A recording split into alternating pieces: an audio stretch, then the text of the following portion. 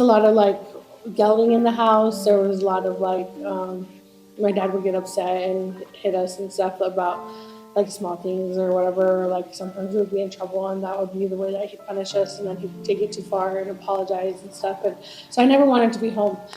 Josie left home before she turned 14. Soon, she was homeless and addicted.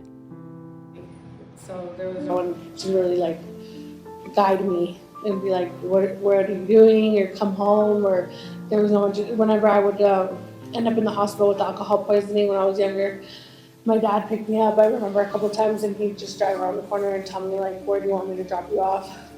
So he picked you up at the hospital? Yeah, because he was an emergency contact, so he'd be reached by the hospital.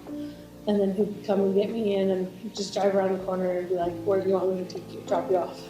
So he wouldn't take you home? No, he never offered to take me home. And I had been doing what I was doing, and like I was in a Walmart, and I remember I stole a pregnancy test and went into the bathroom and found out that I was pregnant. And then I had a friend that I was staying with, and I went to his mom, and they were letting me stay there to try to get clean. And she helped me out a lot. She took me to a clinic, and we confirmed that I was pregnant. And she was like, what are you going to do? And I told her that I needed to turn myself in because I was going to have the baby, and like that I needed to be clean.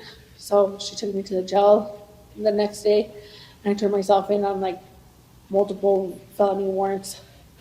That was really scary because I'd always been running.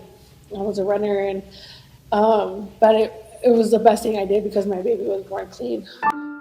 The Prison Moms Podcast, coming to Channel Mom platforms, October 14th.